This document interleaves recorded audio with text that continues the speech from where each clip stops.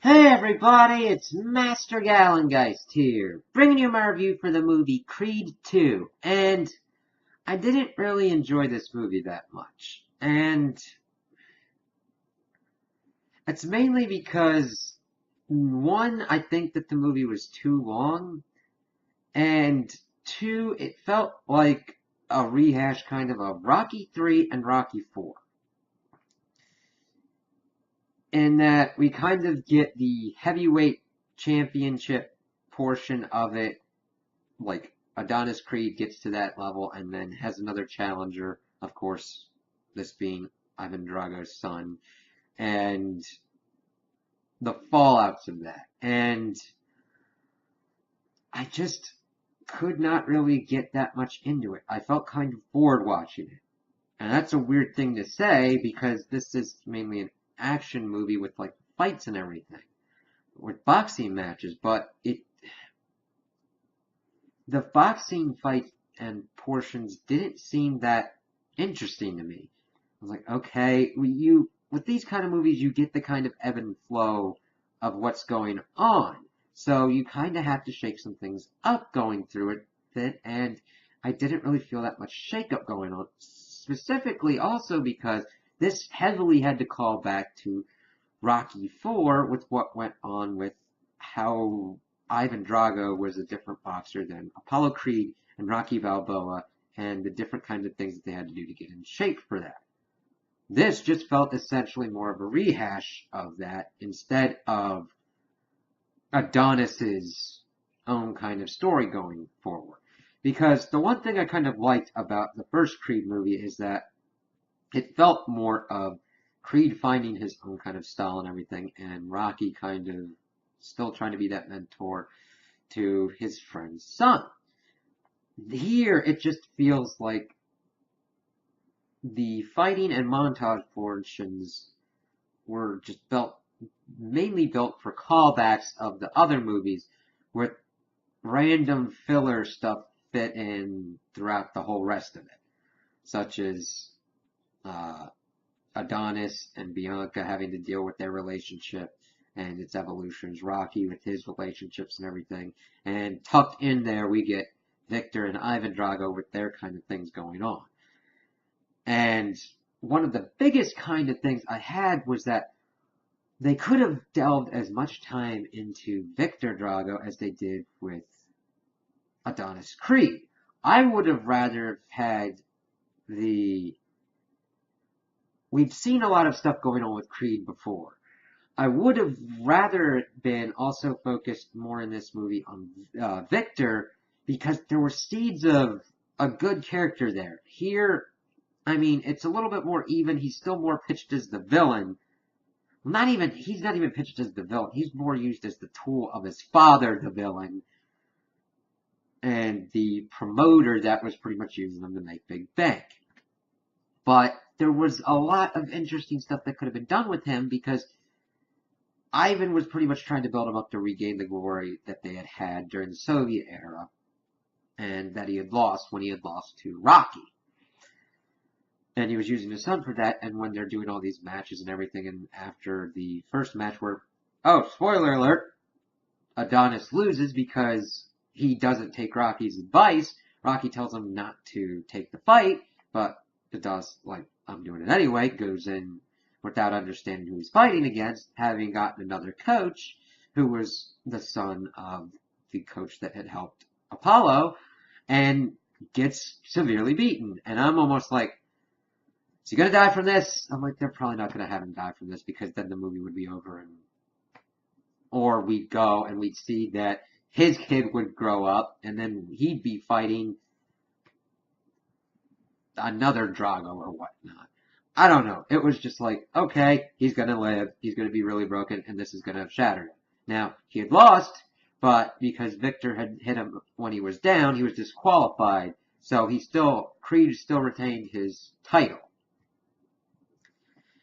So throughout all this, he's dealing with everything. In the beginning of the movie, he had proposed to Bianca, and she said yes. There's some not messing up going on, but her hearing loss is progressing. They go to Los Angeles to live there because Creed's pissed off at Rocky, and of course it would help Bianca's career and all that, which of course, as this movie's going on, we still get weird scenes of her doing singing shows and everything, and singing to bring out Creed when he goes to fight Victor the second time. I'm like, this is adding nothing for me. I mean, she sings very well. It's just adding nothing for me. I'm like, okay, cool. They go to tell the mother, and she pretty much correctly calls that Bianca is pregnant. They have to deal with all that. They deal with the kid being born and hearing loss because she's deaf. Those all kind of emotions that I don't really. I'm like, okay.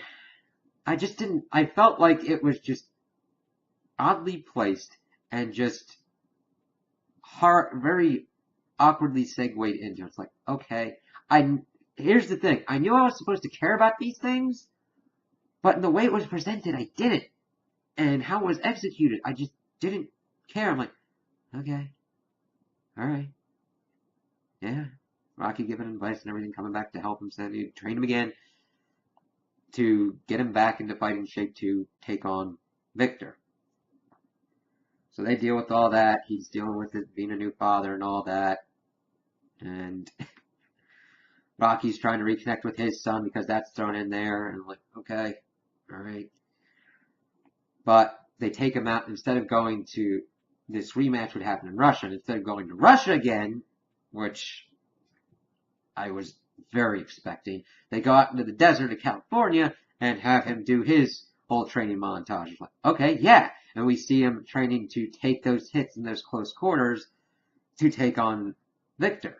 And he, of course, just needs to know it's a war of attrition with a guy that big.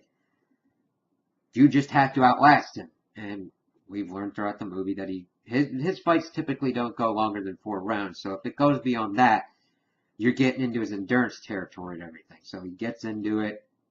He's doing all these cool training montagey things. And then we get into the whole fight. And it's like, okay, cool.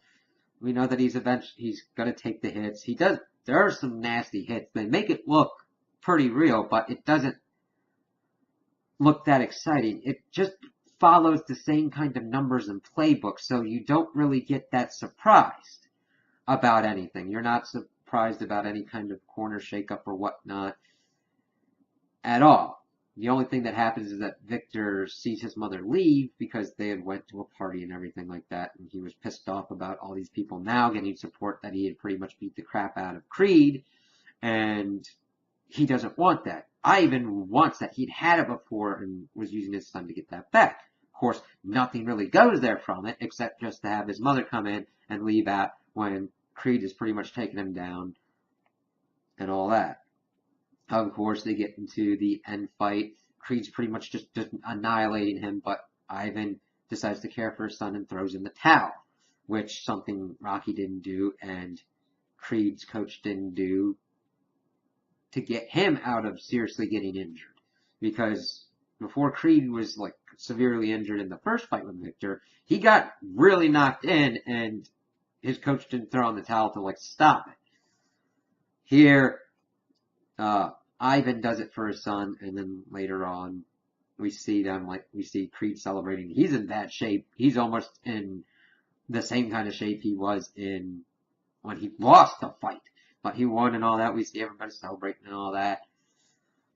We see at the end of the movie that Victor and Ivan are training together because that's just showing character growth. We see Rocky go and visit his son and his grandson to reconnect that way. And we see Adonis go to Apollo's grave, talk to him about it, kind of similar to Rocky, setting him up more like that, and bringing his fiance and his daughter. His daughter's got the hearing aids and everything, and just that's about it. It really wasn't that exciting or taken any twists or turns that I felt would have really misdirected you or anything like that. It was just by the numbers fusion of like 2 movies together, and that contributed to the length, and I'm just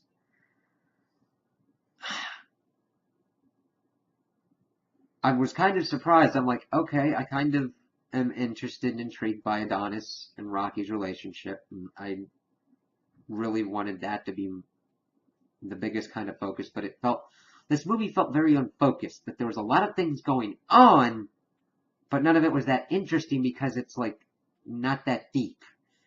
You get kind of the surface level skimming, but you don't really dive down that deep into it. It would have been great if all of that stuff was focused on Adonis trying to be a better husband and a better father and all that kind of stuff, and him being the main focus.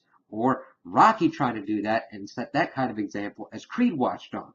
It's just all of these different things were going on at once that really needed to just be either quieted or condensed into what was going on, and the fights just needed to be more interesting. I don't know.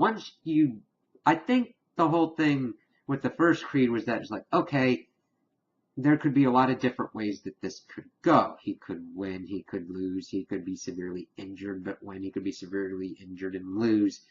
There's all different kinds of things going on there. But here you get kind of trapped in the kind of past of the Rocky franchise, bringing it up with like Ivan Drago's son and all that, and just getting Rocky 3 kind of mixed in there as well with Creed's own journey, but yet you still feel that it's just a copy of Rocky's journey.